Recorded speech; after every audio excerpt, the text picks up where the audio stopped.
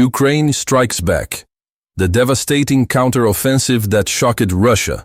Extended cut. Midnight. Kyiv. The attack was swift, brutal, and designed to break the will of a nation. But in the shattered silence that followed, a different sound began to emerge. The sound of a command being given. A command for immediate, overwhelming retribution. This is the story of the 48 hours that changed the war. For months, the pressure had been mounting. The intelligence community across 3 continents was clear. A major Russian offensive was imminent. But the scale of the assault on the capital took everyone by surprise. This wasn't just a punitive strike. It was a full-scale attempt to decapitate the defensive structure and sow chaos in the political heartland. The targets were strategic: the Presidential Administration Building, the Security Service headquarters, and the Central Communications Hub. The goal was to force a surrender within hours. Yet this time, the preparation was different. Ukrainian high command didn't panic. They had learned from past mistakes. They activated Operation Thunderbolt, a contingency plan nobody believed they would ever use, a high-risk, high-reward strategy that involved a controlled escalation. The first 60 minutes were dedicated not to counterfire, but to establishing complete electronic silence over key sectors. This digital curtain was crucial, designed to shield their command structure and confuse the incoming Russian reconnaissance. It was a gamble on modern warfare, sacrificing immediate defense for overwhelming counter-strike capability. The critical factor was technology. For months, Western allies had been silently supplying Ukraine with a new class of long-range, hyper-accurate missile systems. Systems designed not just to defend, but to project power deep into occupied territory.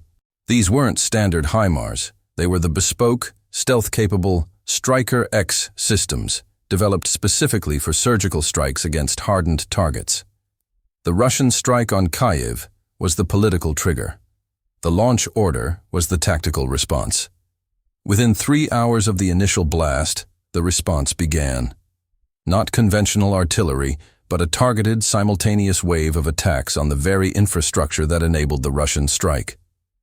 Command and control centers, deep within the logistics chain, were the first to feel the force. The strategy was brilliant in its simplicity. Isolate the front line. The immediate target was the logistical choke point at fictional location Trosh Region X, a sprawling railway marshalling yard that handled 70% of all Russian military freight moving towards the central front. The Striker X missiles didn't target tanks. They targeted the ability to feed those tanks. The main railway line connecting City A to City B, critical for supplying fuel, ammunition, and winter provisions, was neutralized in a precision strike. This was achieved using specialized warheads designed to fuse and solidify rail lines over a 2-kilometer stretch, making immediate repair impossible. Military analysts universally agree it wasn't a military victory. It was a logistical catastrophe for the Kremlin. When you cut the nerve, the limb dies. Ukraine cut the nerve. The effect was instantaneous. Thousands of troops on the front lines found themselves running on fumes and low on shells, instantly shifting their posture from offensive to desperate defense. The second wave of strikes targeted fuel depots and field hospitals, paralyzing the support functions necessary for a sustained attack. Moscow had always relied on its superior air power and the deep strike capability of its modern jets. But in this critical 48-hour window, that advantage evaporated. Ukraine unleashed a coordinated fleet of newly modified long-range attack drones, small, fast, and virtually invisible to conventional radar due to advanced, low-observable coatings. This swarm tactic, guided by advanced satellite intelligence, struck airfields hundreds of kilometers from the border, grounding vital air support and eliminating high-value assets on the tarmac, including several advanced fighter jets and transport aircraft. The drone assault was coordinated with a sudden, massive deployment of U.S.-supplied Patriot and NASAMS missile batteries that had been kept deliberately hidden. These defenses created a lethal no-fly zone over the immediate conflict areas, forcing Russian pilots to abort missions or face almost certain destruction. This wasn't just defense. It was the first real projection of air superiority by the Ukrainian side, fundamentally altering the calculus of risk for every Russian pilot and commander relying on aerial reconnaissance and close air support.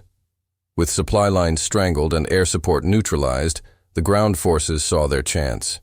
Elite Ukrainian units, held in reserve and trained exclusively on Western mechanized infantry doctrine, launched a series of aggressive, localized counterattacks. They didn't aim for vast territorial gains. They aimed for demoralization, targeting weak points identified by real-time drone surveillance. These thrusts exploited the chaos created by the missile strikes, using speed and armored protection to punch through broken lines and sow deep confusion in the enemy rear. The lack of fuel, food, and reliable communication turned entrenched positions into traps. Faced with advancing Ukrainian armor and cut off from reinforcement, reports of large-scale surrenders began to filter back to Kyiv, surrenders executed not by whole companies, but by entire battalions. The devastating counterattack wasn't just about missiles. It was about the coordinated deployment of high-tech firepower and relentless, aggressive infantry pressure. It was a masterclass in modern integrated warfare, utilizing every tool from stealth drone to heavy tank in perfect synchronized rhythm. The global reaction was a mix of awe and anxiety. The world watched in stunned silence. Western capitals, who had long debated the wisdom of escalating military aid, were now faced with irrefutable proof. Ukraine could not only defend itself, but launch a devastating strategic offensive. The political impact was seismic, instantly silencing critics of the aid packages and forcing a rapid consensus on the need for increased, rapid-fire supplies of advanced weaponry. Calls for an emergency NATO summit were issued within 12 hours. In Moscow, the silence was deafening. No immediate official statement acknowledged the scale of the losses. For nearly 36 hours, state media carried only pre-recorded segments, attempting to project an image of calm control. But the immediate, visible withdrawal of several frontline units, tracked by open-source intelligence groups, spoke volumes. The devastating response had inflicted not just material damage, but an irreparable blow to Russian morale and strategic confidence. It forced the Kremlin into an unprecedented emergency session, where reports indicated deep divisions over the next steps, whether to escalate even further or pull back to consolidate forces. The attack on Kyiv was meant to be a final decisive blow. Instead, it triggered a response that will be studied in military academies for decades. The war is far from over, but the balance of power has fundamentally shifted. Ukraine has proven that in the modern era, the will to fight, coupled with technological superiority, can triumph over sheer size and conventional military might. This counteroffensive was immediate, it was strategic, and it was undeniably devastating. What do you think this means for the next phase of the conflict? Let us know in the comments below. Like and subscribe for more in-depth military analysis.